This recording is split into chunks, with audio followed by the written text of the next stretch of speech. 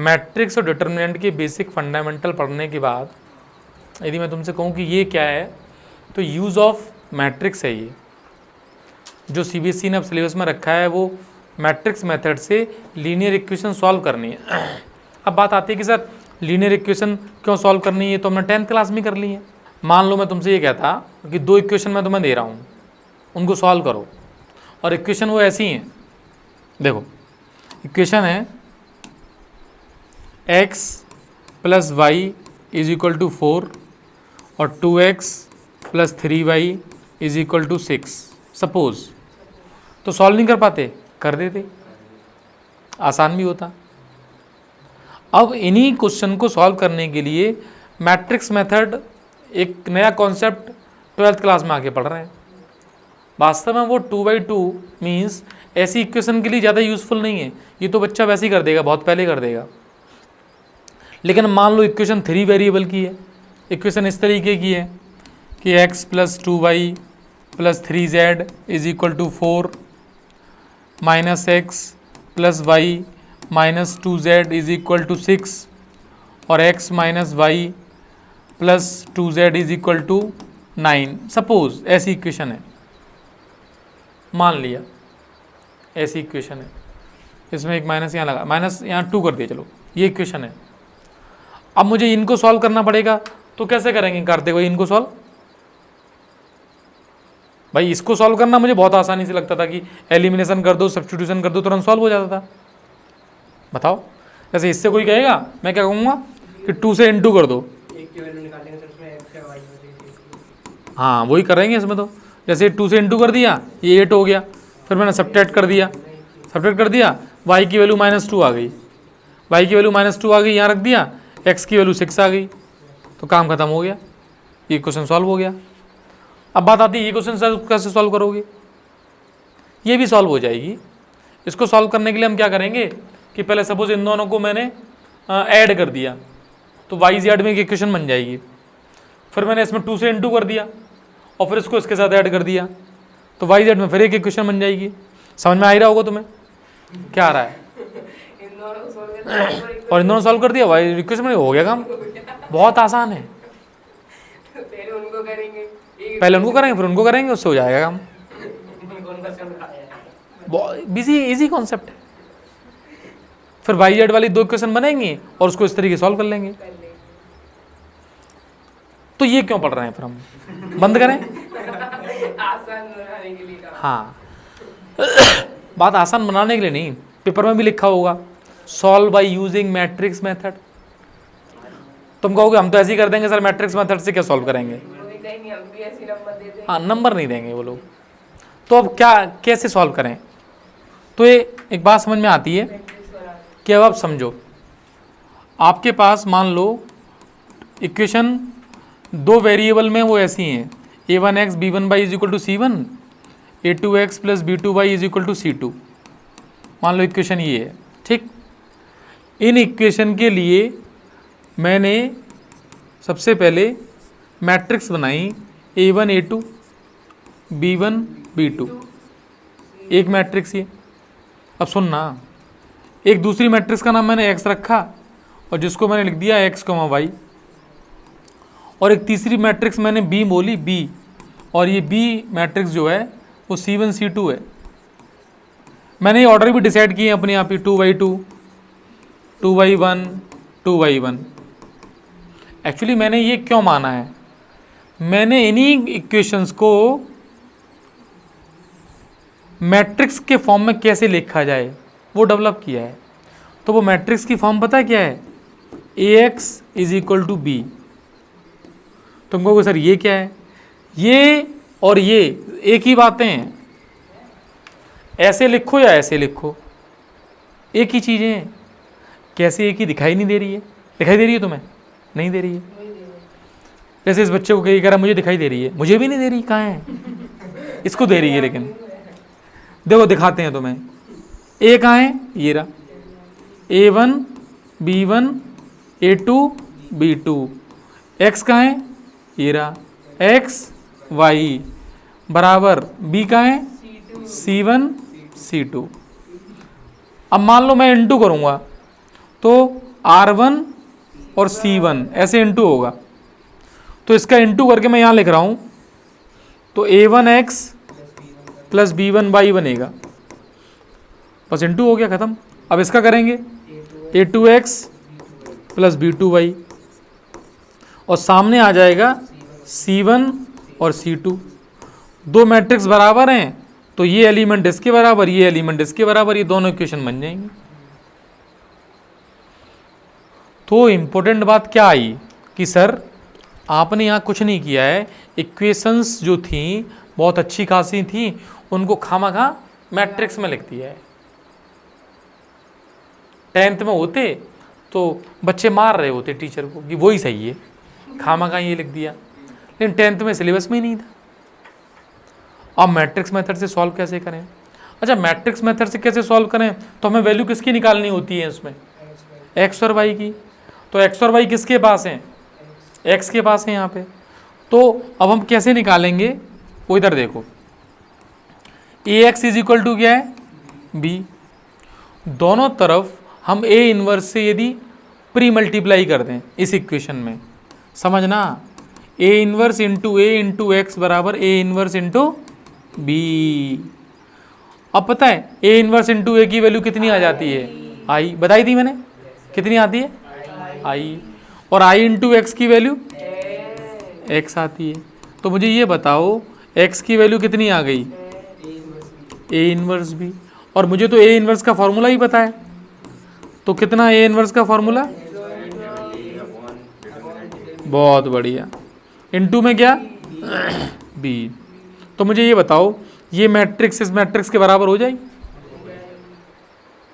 तो इस फॉर्मूले की हेल्प से यदि मैं तुमसे कहूं कि मुझे, अभी आराम से नोट भी करना, कि कोई भी काम, कोई भी इक्वेशन सॉल्व करनी हो, जैसे अपनी पिछली वाली इक्वेशन ही ले लो, जैसे इक्वेशन क्या थी? x प्लस वाई बराबर 4 था शायद उसमें, और 2x प्लस 3y बराबर, ऐसे मत देखो, दोनों 4 होंगे तो काम कैसे चलेगा, ऐसे मैं देता भी नहीं हूँ। पहले 4 था, दूसरा 6 था, हैं 6 था, 6। अब इधर देखना, इनकी मैं इक्वेशन बनाऊंगा तो बनेगी 1 2 1 3, फिर x y बराबर 4 6। हालांकि तुम्हें समझा रहा हूँ, तुम्हें ऐसे नहीं करना है, तुम तो डायरेक्ट करोगे। अब तुम तो कहोगे सर ए ये है, x ये, b ये है, और सर x बराबर कुछ नहीं होगा, x बराबर होगा adjoint of a upon determinant a और इनटू में b। और सर एडजॉइंट 2/2 का बहुत आसान होता है, एडजॉइंट में क्या होता है, इनको सर बदल दो, बदल दिया, और इनका सर साइन बदल दो, और सर इसके डिटर्मिनेंट से डिवाइड कर दो जो कि 1 ही है, और सर इंटू कर दो किससे? 4 से 6 से इंटू कर दोगे तो सर x, y जो मतलब एक्स वाई के सामने जो बनेगा वो बन जाएगा R1 C1 तो 3 माइनस 6 और R2 C2 माइनस 8 प्लस 6, और ये सब कुछ सही कर रहे हैं? R1 C1 ही गलत किया है तुमने, ये 12 होगा, तो 12 माइनस 6 कितना आएगा? 6, और नीचे -2। तो तुम थोड़ी देर पहले यदि याद करो तो तुम्हारे पास वैल्यू 6 थी x की, और y की कितनी थी? और थोड़ी देर बाद भी क्या हुआ?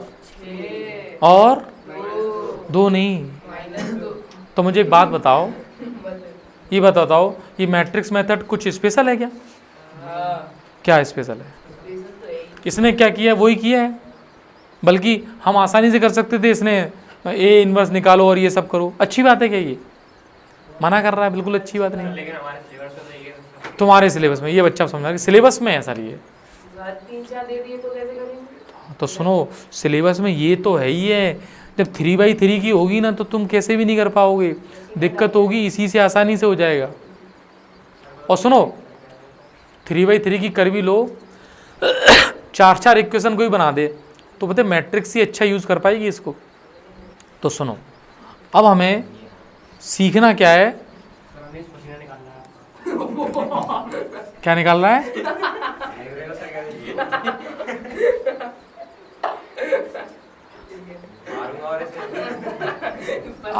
अब इधर ध्यान दो। अरे ये देखो जरा,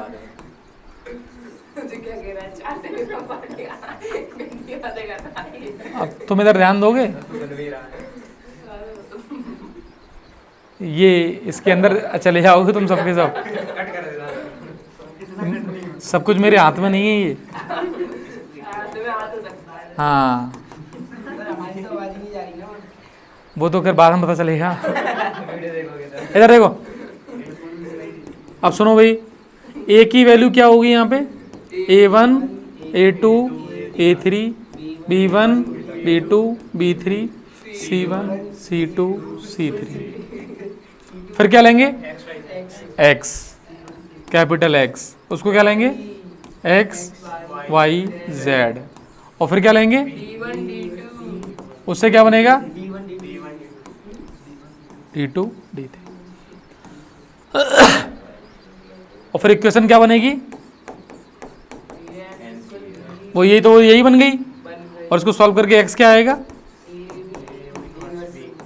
A इनवर्स इंटू बी। अच्छा मेरी बात बताओ, वहाँ पे सॉल्यूशन कंसिस्टेंट होते थे, इनकंसिस्टेंट होते थे, नो सॉल्यूशन होते थे, इनफाइनाइट सॉल्यूशन होते थे, यूनिक सॉल्यूशन होते, वो सब बातें यहाँ नहीं होंगी? कैसे होंगी? सुनो, सबसे पहले हम ऐसे क्वेश्चन करने के लिए डिटरमिनेंट निकालेंगे ए का। तो पहले ए बनाएंगे, ए का निकालेंगे डिटरमिनेंट। अच्छा सुनो, अब डिटरमिनेंट के दो केस बनेंगे। क्या? Determinant not equal to zero है, डिटरमिनेंट की value not equal to zero हो गई। इस केस में होते हैं यूनिक सॉल्यूशन। कैसे सॉल्यूशन? Unique solution. और बेटा यूनिक सॉल्यूशन जो होते हैं तो इसका मतलब सॉल्यूशन निकल के आएंगे और सिस्टम कहलाता है कंसिस्टेंट। कंसिस्टेंट सिस्टम कहलाता है।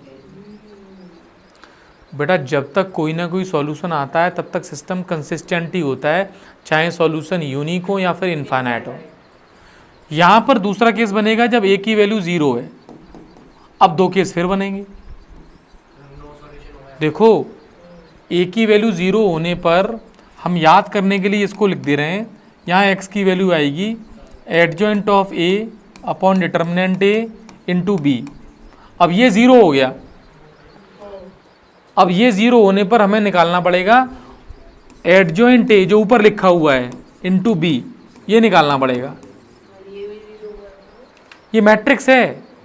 यदि ये जीरो मैट्रिक्स आई एक केस, और दूसरा केस है ये जो प्रोडक्ट है मैट्रिक्स का वो जीरो नहीं आया, दूसरा केस। इस केस में होंगे infinite many solution, infinite many solution, और सिस्टम होगा कंसिस्टेंट, यही वाला। तो पास पास लिख दिया है मैंने। और ये केस होगा नो सॉल्यूशन, नो सॉल्यूशन, और सिस्टम होंगे, सिस्टम कहलाएगा इनकंसिस्टेंट, इनकंसिस्टेंट। देखो बेटा इतनी बात अभी तुम्हें दिमाग में फिट करनी पड़ेगी। मैक्सिमम हालांकि क्वेश्चंस में सीबीएसई और एनसीईआरटी ख्याल देती है तुम्हें यूनिक सॉल्यूशन ही मिलेगा, लेकिन तुम्हें ये थ्योरी आनी भी चाहिए, क्योंकि ऑब्जेक्टिव क्वेश्चन ऐसे बन जाएंगे जिसमें हो सकता है ये काम चल रहा हो। तो अब मैं तुम्हें कोई क्वेश्चन दूं, तुम कर लोगे? जो लोग सिर हिला रहे हैं, मना कर रहे हैं, उनको तो करना ही पड़ेगा।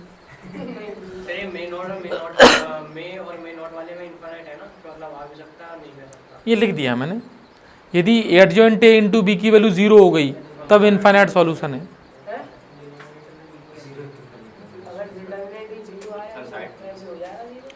पहले इसको तुम चाहो तो पूछ लो कुछ।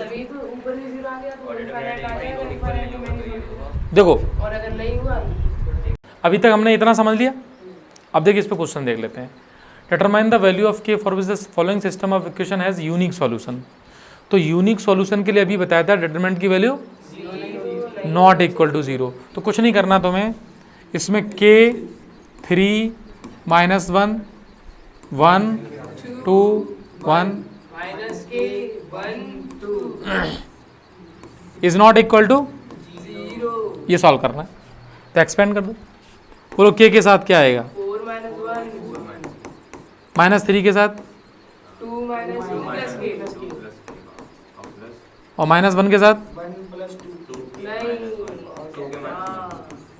तो यहाँ कितना बचा? यहाँ पे -6 -3k यहाँ पे -1 -2k बराबर 0 3 के से 3k गया 2 के बराबर 7 माइनस के नहीं प्लस k और इज नॉट इक्वल टू करेंगे तो के क्या नहीं होना चाहिए, -7/2 नहीं होना चाहिए बस, बाकी के को कुछ भी रखते रहो कोई दिक्कत नहीं है, बस -7/2 कोई मत रख देना। नेक्स्ट क्वेश्चन कहाँ पर है ये। अब देखो ये क्वेश्चंस करने के लिए हमने इस सिस्टम को बढ़ाया। अब हालांकि क्वेश्चन बहुत अच्छा शुरू में ही दे दिया इसने, अच्छी बात है, देखते हैं।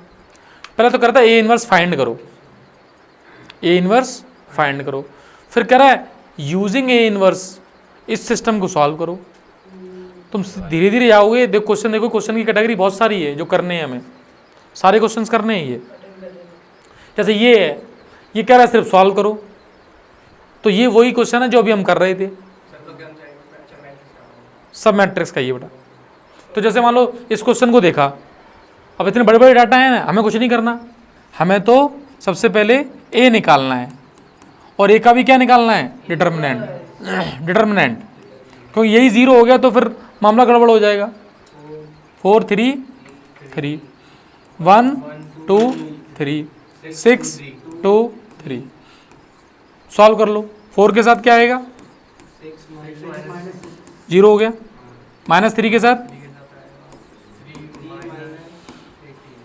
+3 के साथ सिंप्लीफाई करो, 0। यहाँ पे कितने, 45, यहाँ पे -30, तो इज नॉट इक्वल टू 0 आ गया, 15 आया। 15 आया तो अब हम x equal to A inverse into B पे आ जाएंगे। तो हमारा जो x है वो ए इनवर्स इंटू बी है। अब बेटा हमें निकालना है इसका क्या, ए इनवर्स। सीखना, जिसने भी ए इनवर्स नहीं सीखा, वो सीखा सब नहीं है। तो एक काम करते हैं, इसके लिए मुझे ये समझ में आ गया, ये समझ में आया। अब कोफैक्टर निकालने पड़ेंगे। देखो ये 5 नंबर का क्वेश्चन आता है, तो क्वेश्चन तो नो डाउट कैसा है, अच्छा लेंदी, अच्छा तो है ये। सबसे पहले क्या लिखेंगे, 2 2 3 3, फिर 1 6, फिर 2 2, फिर 3 2 3 3 4 1 3 2। अब कोफैक्टर वाला काम ये लिख लेते हैं। अब यहाँ से आए कैलकुलेशन से बताते चलना मुझे, तो बताओ तो बताओ x इज इक्वल टू, ये आ गए यहाँ पे कोफैक्टर्स, बोलो 0, फिर 18 -3 15, फिर -4, फिर 6 -9 -3, फिर 12 कहाँ पे, अच्छा 2 -12 था, तो ये माइनस का 10 होगा। ये मुंह चला रहा है, सही नहीं चल रहा है इसका। हाँ किसने बोला था, ये बात सही है, माइनस का 10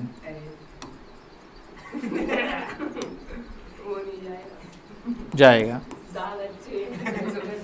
अब आगे ध्यान दो, आगे बोलो, -6, फिर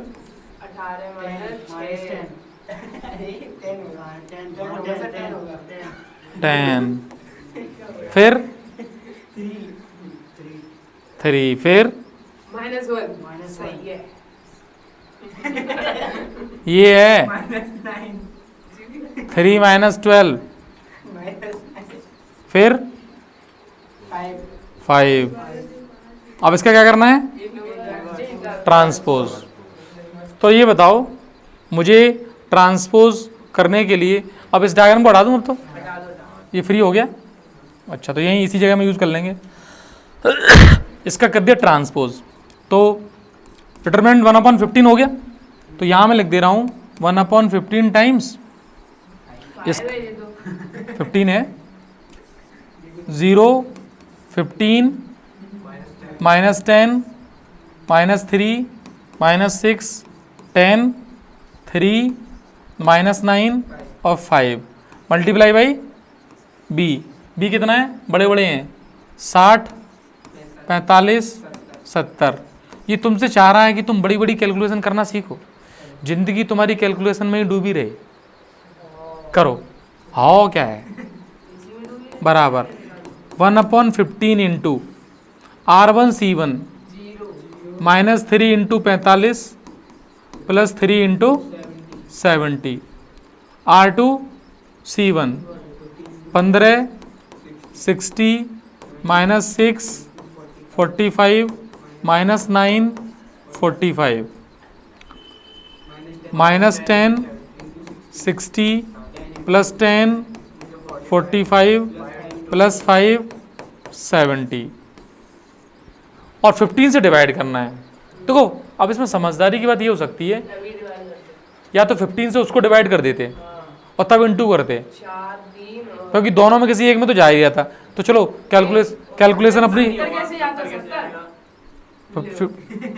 नहीं कोई बात नहीं, भैंस अपने पास ही है, पानी में नहीं जाएगी।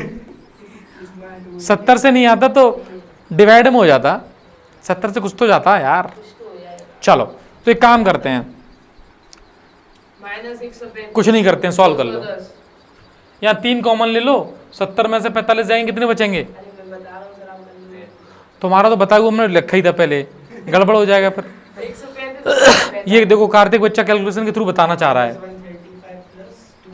इसकी बात सुनेंगे, तब तक मैं इसको हटा दे रहा हूँ। यहाँ पर बताना मुझे, ये नोट तो कर ही लोगे तुम लोग, तुम मेरी सुनो, मैंने सो कर चलो। सारे हो गए? हाँ चल अब मुझे सही सही बताना। ठीक, -135 plus x is equal to 15 से डिवाइड करके बता रहे हो क्या? नहीं नहीं 1/15 इंटू -135 चलो डिवाइड कर लेते हैं, तो इसको हटा दें। फोन का यूज कर रहा है। चलो ध्यान दो, मैं भी कर लिया। x की वैल्यू निकालनी है, ठीक है? बोलो 5, फिर देखो जल्दी से, कैलकुलेशन खुद होनी चाहिए फटाफट, मैनुअली। गुड, डिवाइडेड 15 करते हुए बताओ।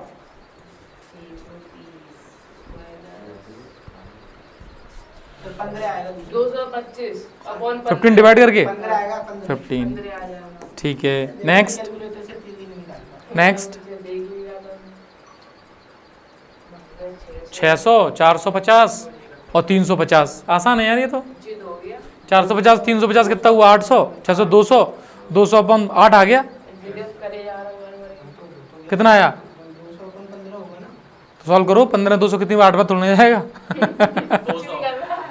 अपन 15 तो कर ले, 40.3 आ रहा है सर, तो सॉल्व नहीं होगा। कोई बात नहीं, कोई बात नहीं, अपॉन में रहने दो। 40.3 12.5 ले, वो भी गलत है। 16 से ट्राई कर दी। 13.33 यार ये बताओ 200 अपन 15 13.33 5 से काटे तुमने, 3 बार जाएगा ना। 40 अब मेरी बात सुनो, यदि मेरे पास ये आंसर आ गया, ठीक है मैंने मान लिया, तो सामने XYZ लिखा हुआ इधर, तो मेरे XYZ आ गए। अब मैं तुमसे कह रहा हूँ कि तुम लोगों ने कैलकुलेशन करके मुझे आंसर बताया है और मैं चेक कर रहा हूँ, मैं आंसर लिखने जा रहा हूँ फाइनल, तो तुम्हें एक ट्रिक बता रहा हूँ कि आंसर अपना गलत है सही है, ये चेक करने के लिए इनको उठा के इक्वेशन में डाल दो। यदि इक्वेशन सारी सेटिस्फाई हो रही हैं, इसका मतलब अपना आंसर सही है, और इसको छाप के आंसर लिख के चले आना। और नहीं सही है तो मैं तुम्हें एक बात बताऊँ, तो हाँ तुम मान लेना कुछ गलती है, देखना गलती कहाँ हो रही है। और इम्पोर्टेंट बात ये बताऊँ कि मान लो कि तुमसे ये गलत हो गया, अब पेपर के समय 3 घंटे का पेपर है, अब तुम कैलकुलेशन कर ही नहीं पा रहे हो, इतनी बड़ी वैसे डर गए तुम एक बार करने में, तो भैया ये इक्वेशन तो तुम वैसे भी सॉल्व कर सकते हो एलिमिनेशन से, एलिमिनेशन से सॉल्व करके सही आंसर निकाल लेना और चिपका देना यहाँ पे। चिपका तो सकते ही हैं हम। अच्छा एरिया में चेक कर लिया वो किसने? कर नहीं नहीं, देखो टीचर यदि चेक करेगा तो ये भी समझेगा बच्चा इंटेलिजेंट तो है, नंबर तो मिल जाएंगे तुम्हें। अच्छा एक बात बताओ, क्रॉस चेक कर लें पहले, 15 इंटू 4 कितना हुआ? 60 तो यही 60 हो गया पहले तो इसका मतलब कटेंगे ये, और तुम्हारे सारे प्लस में आ रहे हैं तो कैसे कटेंगे ये? कैसे? भाई एक बात बताओ, यदि ये सारे आंसर प्लस में ही हैं, तो 15 इंटू ये इतना बड़ा ये माइनस था, 3 into 4 कैसे कर रहे हो? 5 into 4 होगा। हाँ अच्छा लेकिन एक बात बताना, y ये कैलकुलेशन सही है? सही है। अच्छा चेक करता हूँ मैं, सही तो आया ये 13/5। सॉरी 5 इंटू 4 कितना? 20। 15 इंटू 3 कितना? बस अब सही है। अब तो आगे निकल गया इसका। कौन सा? देखो ये कह रहे हैं जेड शायद माइनस में आएगा, ये माइनस के 600 है भाई साहब। 200 आ रहा है सर वो प्लस का। और तो वो नहीं है यार, 800 है ना। 800 है। तो इसका मतलब है हमारा कुछ ना कुछ लोचा हो चुका है। ने मल्टीप्लाई करने वाला गलत बताया। ये जो काम है इसमें, यही तो बात है इसकी।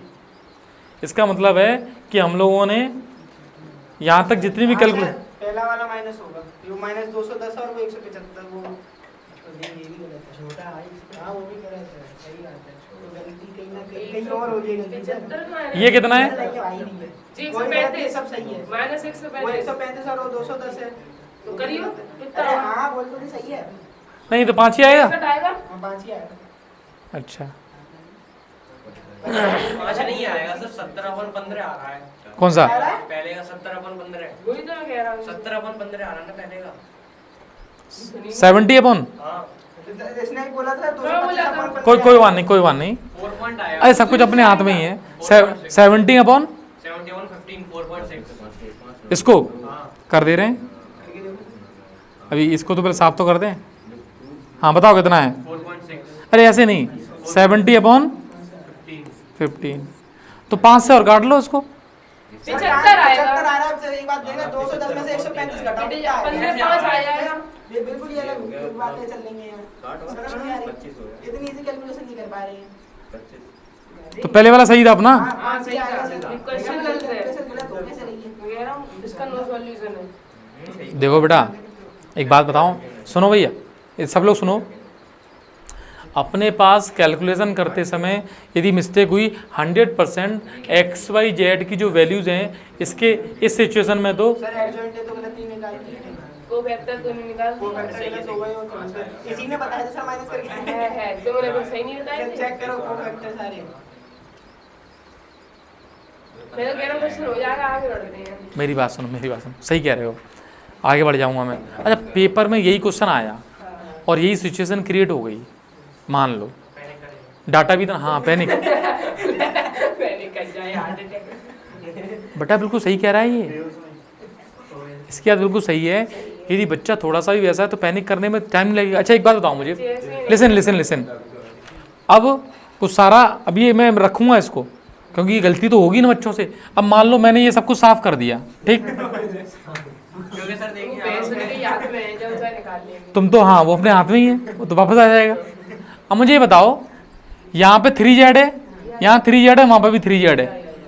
समझना इस क्वेश्चन की स्पेशलिटी।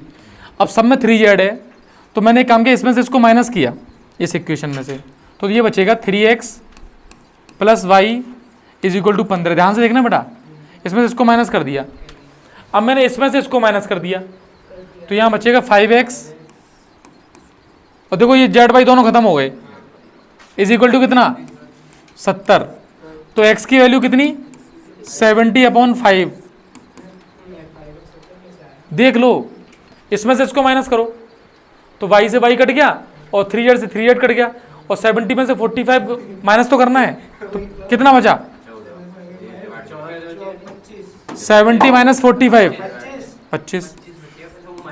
तो ये 5 सही था, देखो 5 ही आया होगा। 5 ही आएगा। ठीक है 5 सही है बेटा, 5 सही है। अब 5 को मैंने रख दिया मान लो यहाँ पे x को, तो 5 × 3 15। अब पर समझो तो y की वैल्यू क्या हो गई, इसका मतलब इस कैलकुलेशन में कुछ ना कुछ गड़बड़ हुई है। अच्छा y की वैल्यू 0 हो गई। मैं बता रहा हूँ क्या। अब सुनो, y की वैल्यू 0 और x की वैल्यू 5 मैंने इसमें डाली, तो 5 डाली, x की वैल्यू 5 तो 20 हो गया ये 20, y की 0 डाली + 3z = 60। z की वैल्यू तुम्हारी सही थी 40/3, यानी जो कुछ भी गड़बड़ हो रही है वो इसमें हो रही है y में। y की वैल्यू चेक कर लो बीच वाली,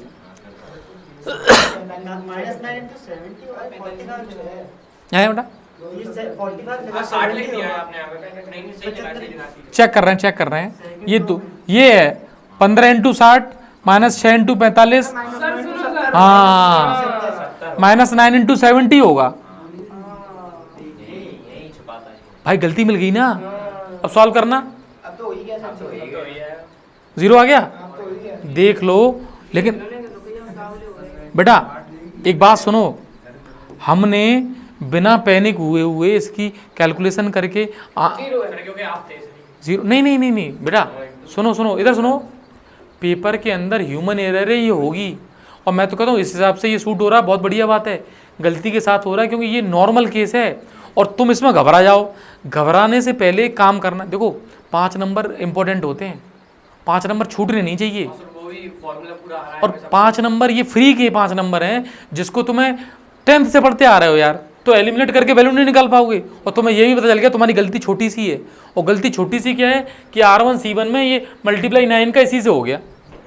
भाई साहब ये पकड़ में आ गई ना, तो सोच लो 5 नंबर पकड़ में आ गए तुम्हारे, और जीत जाओगे। नहीं तो देख लो। अगला क्वेश्चन 5 नंबर छूट गया। हाँ नहीं, तुमने देखो इसको ज़्यादा टाइम नहीं दिया है, तुमने सॉल्व किया एक बार, तुम जल्दी से पीछे जाके इसकी कैलकुलेशन की, गलती समझ में आ गई, वहाँ चेक कर लिया। नहीं आया तो वही छाट दो आंसर। और एक बताओ, मैं तो चलो इरेज कर रहा हूँ, मुझे दोबारा लाना पड़ेगा। तुम्हारे पास तो सारा सॉल्यूशन है ना, तुरंत देख लो किस सिस्टम में क्या गलती चल रही है। अब इसलिए अगले क्वेश्चन को अब जब मिलेंगे तो बड़े समझदारी से करना है हम लोगों को, ठीक है। अब यहाँ से करते हैं। अब सुनो, ए इनवर्स पहले फाइंड करना है इसमें, तो उसके लिए वो फंडामेंटल लगाएंगे, उससे ए इनवर्स निकालेंगे। अब ये क्यों कह रहा है यूजिंग ए इनवर्स, इधर देखो जरा सब लोग, तुम नीचे वाली इक्वेशन देखोगे ना, इस इक्वेशन का जो डिटरमिनेंट बनता है 1 -2 0 2 -1 -1 0 -2 1। बेटा व्योम, इसको तुम ए मानते थे पहले, ए एक्स बराबर बी में, एक ए ऑलरेडी ऊपर दे रखा है जो भी है। देखो ये वाला ए तो नहीं है, लेकिन पता है उसका ट्रांसपोज है। इसका नीचे वाले को ट्रांसपोज कर दिया। इसका मतलब है तुम्हारे पास जो नीचे वाली इक्वेशन थी जिसको तुम अभी लिखते थे ए एक्स बराबर बी, अब तुम कायदे में जैसे इसको तुम सी मान लो तो सी एक्स बराबर डी लिख सकते हो, समझना। तुम लिखोगे सी एक्स बराबर डी पहले, तो ऐसी इक्वेशन ए यूज नहीं करोगे दोबारा, ए क्वेश्चन ने दे दिया है। लेकिन तुम ऑब्जर्व करोगे तो तुम्हारा जो सी है वो क्या है, ए का ट्रांसपोज है, तो सी को तुम क्या लिख सकते हो अब, ए ट्रांसपोज। एक्स बराबर बी को तुम बी रहने दो। अब मुझे बताओ बी होगा ना भाई, मैंने बी मान लिया उसको। जो मैं ये वाली टेबल बनाऊंगा जिसमें मैं लिखूंगा 10 8 और 7, इसको मैंने बी माना है, इसको मैंने सी माना है, एक्स को एक्स ही माना है, कोई दिक्कत? तो सी एक्स बराबर मैंने बी लिखा है, मेरी मर्जी। अच्छा अब मुझे ये बताओ, मुझे इस इक्वेशन को सॉल्व करना है। अभी तक मैं क्या करता था, वो वाला यहाँ से ए इनवर्स से इंटू करके उधर जाता था ना, तो तुम दोबारा एक काम करो, अब यहाँ समझना, ए ट्रांसपोज के इनवर्स से इंटू करो, ए ट्रांसपोज के इनवर्स से इधर मल्टीप्लाई, और इसी काम से थोड़ा सा स्पेस बना लूँ यहाँ पे, हम मल्टीप्लाई इधर कर देंगे, बी तो पहले से ही है और हमने प्री मल्टीप्लाई कर दिया ए ट्रांसपोज के इनवर्स से, ये फिर आई बन गया। देखो देखो ए ट्रांसपोज भी एक मैट्रिक्स है, उसको तो मैट्रिक्स जैसी फीलिंग आने दो। तो ये आई इंटू एक्स हो गया, तो पता है एक्स की वैल्यू क्या बनी, ए ट्रांसपोज का इनवर्स इंटू, अब सुनो एक्स की वैल्यू हम लिख देंगे by the using the formula, या फिर A inverse transpose is equal to B, ये प्रॉपर्टी से आ गया था। और पता है ए इनवर्स हमने ऑलरेडी ऊपर निकाला हुआ है, उसको यहाँ रखेंगे, ट्रांसपोज करेंगे, बी में इंटू करेंगे, काम कर लेंगे। अब सुनना, बच्चे को यहाँ से इसका इनवर्स नहीं निकालना है कि सर हम तो इक्वेशन सॉल्व करना हमें आता है, उसी को यूज़ करना है। याद करो कल हम लोग जब एक क्वेश्चन कर रहे थे तो मैंने कहा था इसका इनवर्स ऐसे मत निकाल लेना, इसका इक्वेशन से निकाला था, और इक्वेशन वाला इनवर्स और वो इनवर्स मिला नहीं था।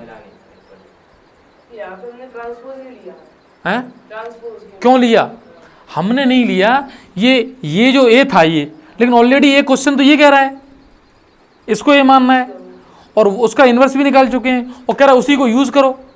तो भैया इतना सब काम कर लिया तो उसको यूज कैसे करोगे, वो सिखाया जा रहा है। क्या बात हजम हुई है कि नहीं? उद्देश्य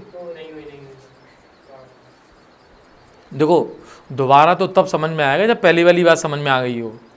पहले जब हम ax बराबर b लिखते थे उसमें a निकलता था यहाँ से, यस सर। लेकिन ऑलरेडी क्वेश्चन ने a दे रखा है इसलिए मैंने c माना था, तो cx बराबर b मिल गया। ठीक है तो भाई c को यहाँ रखना है, अच्छी बात है। तो c को तुम ऑब्जर्व तो कर लो, c भाई साहब इसका ट्रांसपोज है, देखो इसका ट्रांसपोज करो ये बन जाएगा। तो मैंने c तो लिखा है अभी। हाँ गॉट इट, बात समझ में आई। तो भाई साहब इस कैलकुलेशन को पूरा सॉल्व करना है अभी तुम्हें। हाँ अब मैं इसको इसमें नहीं रिकॉर्ड कर रहा हूँ, सॉल्व करोगे और मैं चेक करूँगा मैनुअली।